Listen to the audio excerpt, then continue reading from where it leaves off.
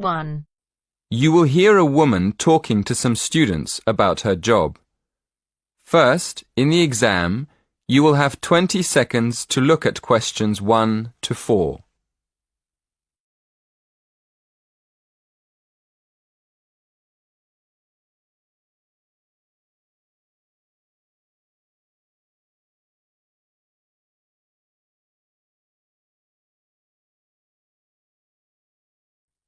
Listen carefully and answer questions 1 to 4. Hello everyone. Thank you for inviting me to give a talk in this series of employment lectures. I'm here this evening to tell you about my job. I'm going to tell you what I like about it, what I don't like about it, and what I hope to do in the future. Okay, well, I'm a police officer. I've been in the police for just over 5 years, and part of my job is to give talks to students about police work. People often ask why I joined the police, so maybe I'll start there. I've always been interested in law and order, so I went to study law at university. But when I got there, I realised that I was more interested in the practical side of law than the theory. So I applied to work with the police force in my spare time. Then, as soon as I graduated, I was accepted for training. Before you hear the rest of the conversation, you have some time to look at questions 5 to 10.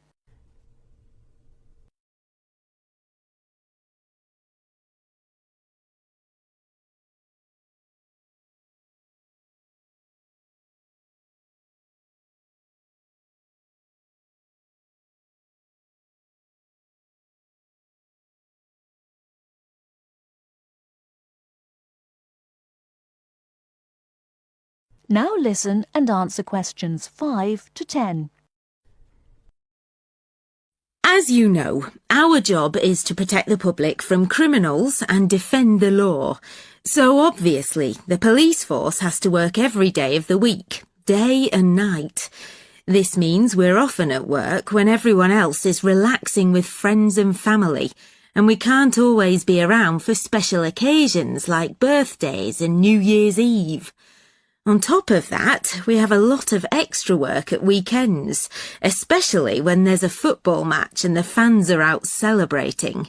So, our working hours are one disadvantage of police work. A lot of the time we have to work with the public to avoid problems, and we get special training for that. But we can't always prevent trouble. So, another disadvantage of the job is the danger. I mean, we know that some of the people we have to arrest will attack us. Now for the advantages. Well, one of the advantages is that police work is well paid. As I've said, it's a difficult job, and police officers work hard for their pay. But there are many more advantages. For example, sometimes the work's fun, especially when we have to protect famous people from their own fans. I've met quite a lot of celebrities in my job, and I must say I enjoy seeing them close up and finding out what they're really like as people. But for me, the biggest advantage is the job satisfaction. Speaking for myself, I would say I get the most job satisfaction when I help someone, or solve a problem in a community.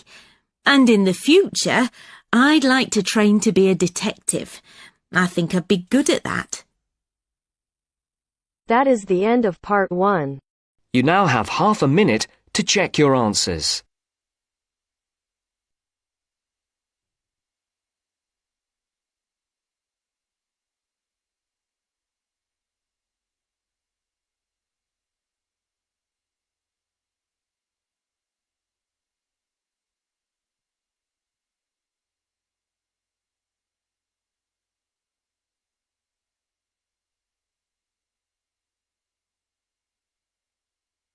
Now turns to part 2. Part 2. You will hear an extract from a talk about facilities for students with disabilities. First, you have some time to look at questions 11 to 13.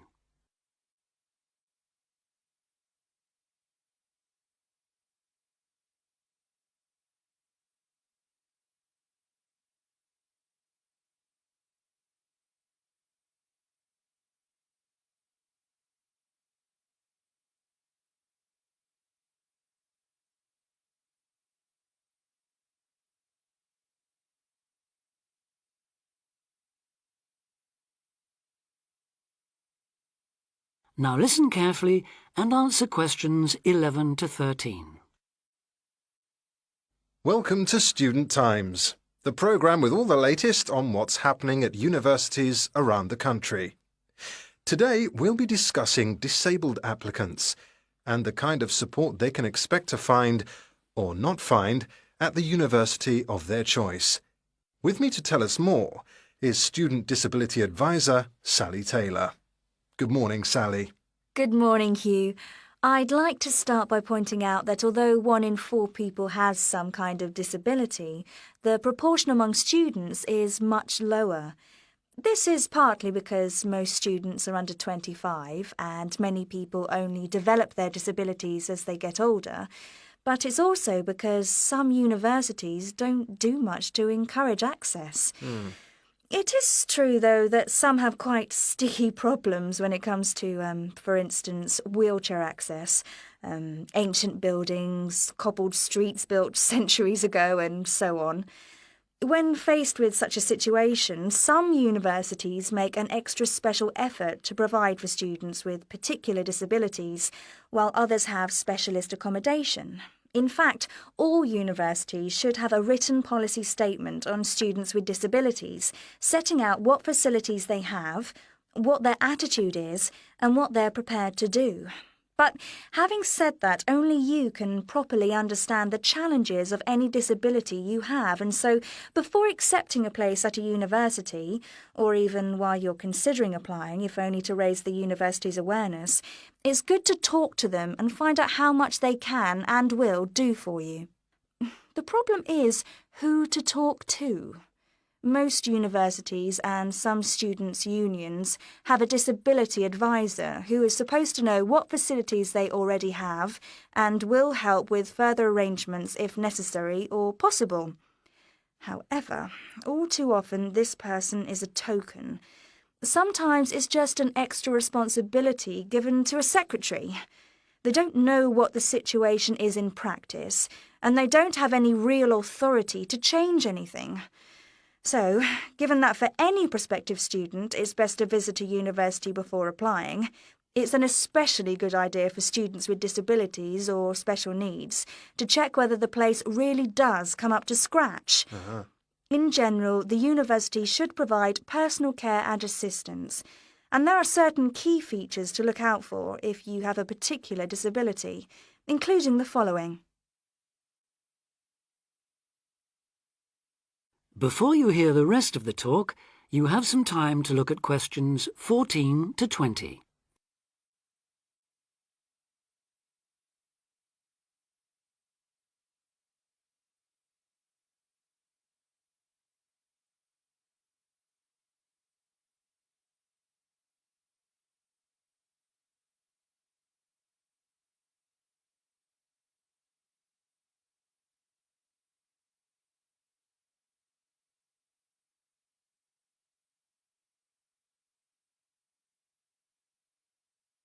Now listen and answer questions 14 to 20.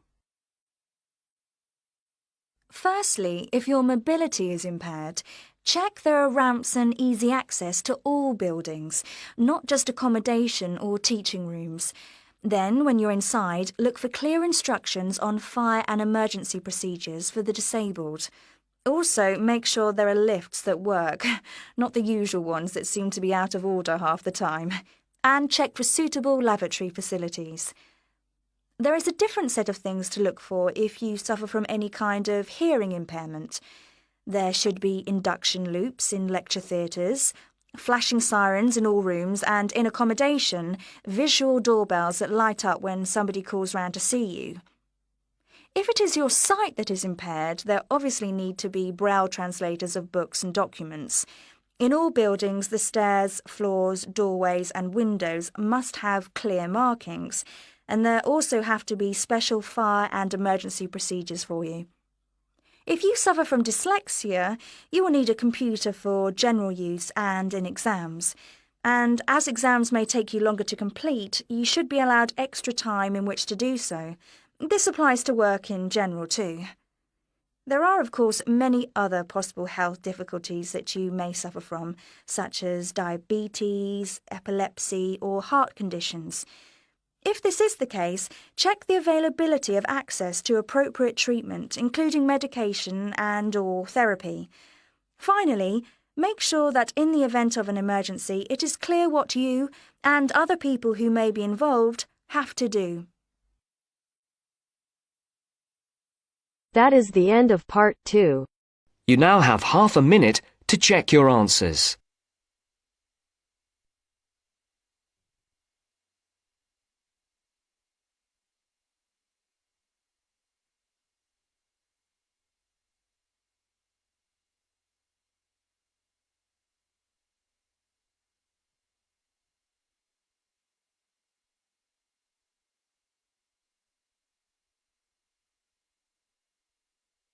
Now turns to part 3. Part 3. You will hear a conversation between a tutor and two students, Amanda and Jake. First, you have some time to look at questions 21 to 25.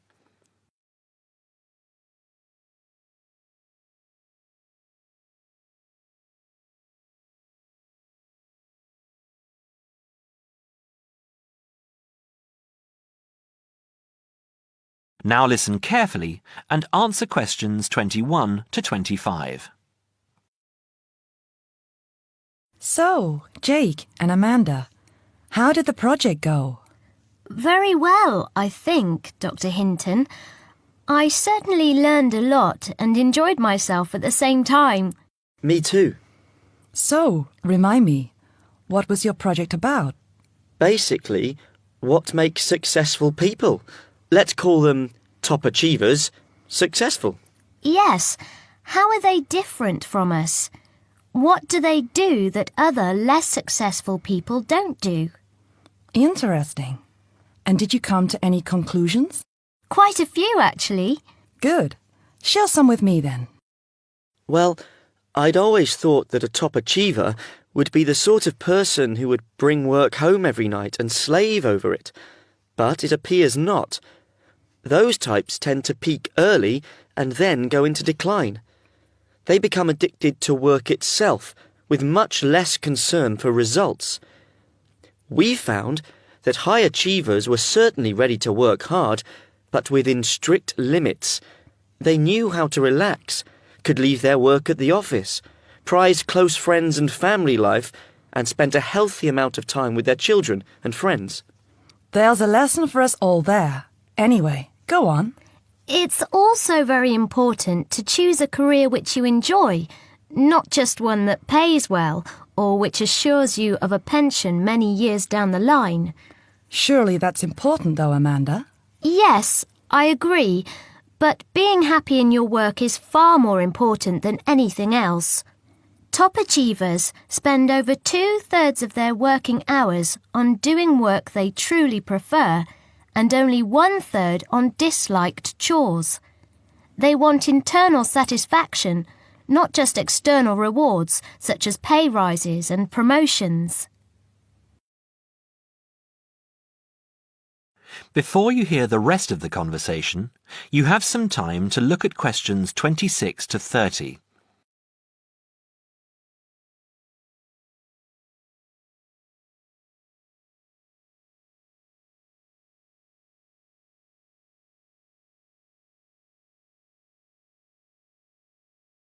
Now, listen and answer questions 26 to 30.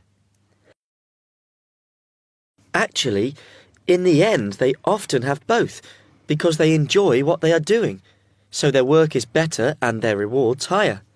Yes, Jake, that certainly makes sense. Now, can I ask you something?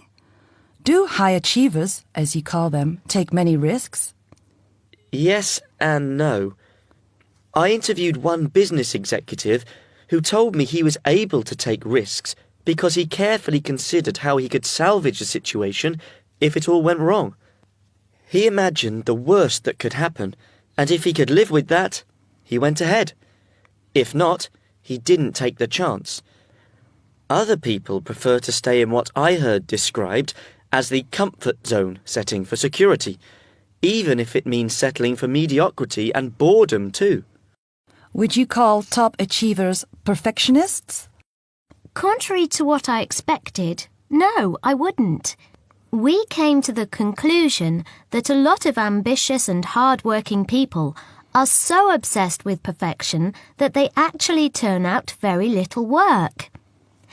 I happen to know a university teacher, a friend of my mother's, who has spent over 10 years preparing a study about a playwright. She is so worried that she has missed something, she still hasn't sent the manuscript to a publisher. Meanwhile, the playwright, who was at the height of his fame when the project began, has faded from public view. The woman's study, even if finally published, will interest few people. So, what has this got to do with top achievers? Well, top achievers are almost always free of the compulsion to be perfect. They don't think of their mistakes as failures. Instead, they learn from them, so they can do better next time. Well, would you call them competitive? High performers focus more on bettering their own previous efforts than on beating competitors. In fact, we, came to the conclusion that worrying too much about competitors' abilities and possible superiority can be self-defeating. Yes, and we found that top achievers tend to be team players rather than loners. They recognise that groups can solve certain complicated problems better than individuals and are eager to let other people do part of the work. Yes, loners, who are often over-concerned about rivals, can't delegate important work or decision-making. Their performance is limited because they must do everything themselves. Well, it looks as if you two have done a thorough job and learned something into the bargain too. Now, there are just a couple of points I'd like to clarify with you. That is the end of part 3. You now have half a minute to check your answers.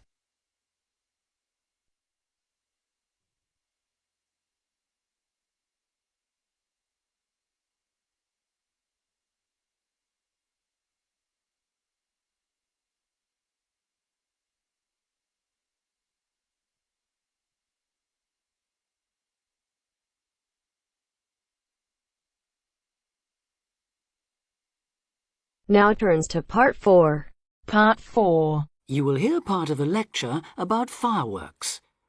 First, you have some time to read questions 31 to 40.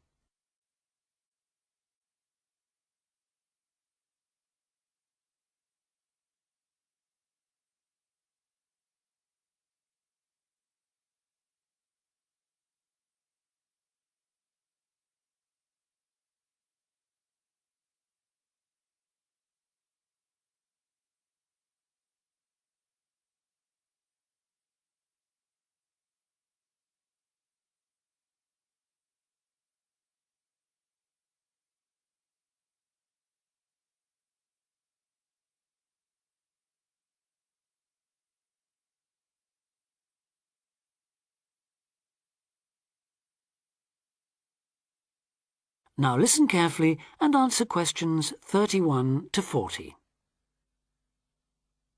Good afternoon, everyone, and welcome to this short talk on the subject of fireworks.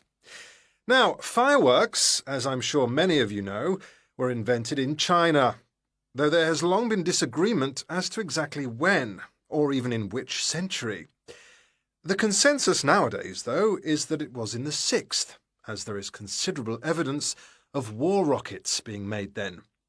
We also know that fireworks were in use by the 7th century in Arabia, where they were called Chinese arrows, reflecting their military potential.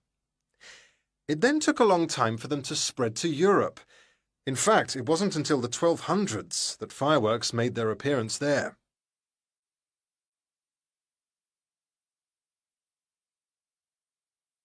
The basic ingredients of fireworks have changed little to this day. Their explosive capacity comes mainly from black powder, also known as gunpowder, which is produced from a mixture of charcoal, sulphur and potassium nitrate.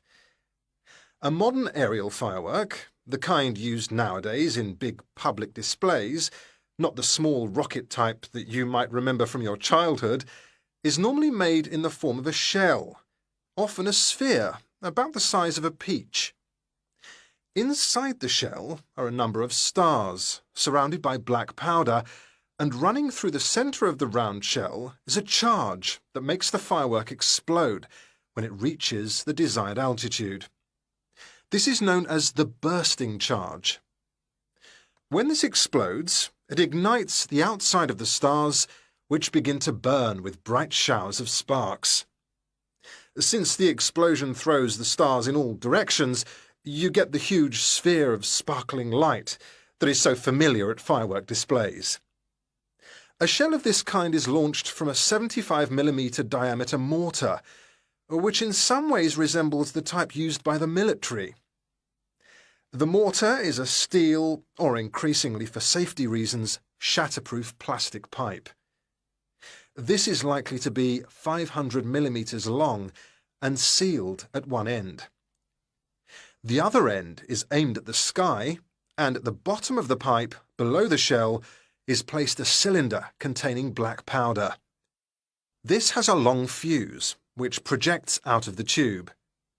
When this is lit, it quickly burns down to the lifting charge, which explodes to launch the shell. In so doing, it also lights the shell's fuse.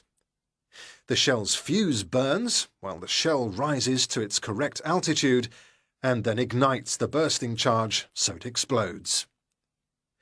More complicated shells are divided into sections and burst in 2 or 3 phases. Shells like this are called multi-break shells. They may contain stars of different colours and compositions to create softer or brighter light, more or less sparks, etc. Some shells contain explosives designed to crackle in the sky, or whistles that explode outward with the stars. The sections of a multi-break shell are ignited by different fuses, and the bursting of one section ignites the next. The shells must be assembled in such a way that each section explodes in sequence to produce a distinct, separate effect. The pattern that an aerial shell paints in the sky depends on the arrangement of stars inside the shell. For example, if the stars are equally spaced in a circle, with black powder inside the circle, you will see an aerial display of smaller star explosions equally spaced in a circle. To create a specific figure in the sky, for instance a heart shape, you create an outline of the figure in stars inside the shell. Then you place explosive charges inside those stars to blow them outward into the shape of a large heart. Each charge has to be ignited at exactly the right time, or the whole thing is spoiled. Many other shapes have particular names, like the willow. This is formed by stars that fall in the shape of willow tree branches, spreading a little to the side and then downwards.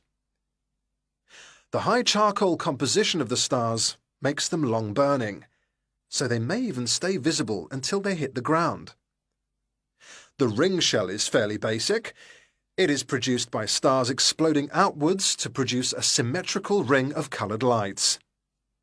More complex is the pattern created by the palm, which contains large comets or charges in the shape of a solid cylinder. These travel outwards, explode and then curve downwards, like the limbs of a palm tree. The serpentine, the last one for now, is different again. When this one bursts, it sends small tubes of incendiaries scattering outwards in random paths, which may culminate in exploding stars. It can be quite spectacular. That is the end of part 4. You now have half a minute to check your answers.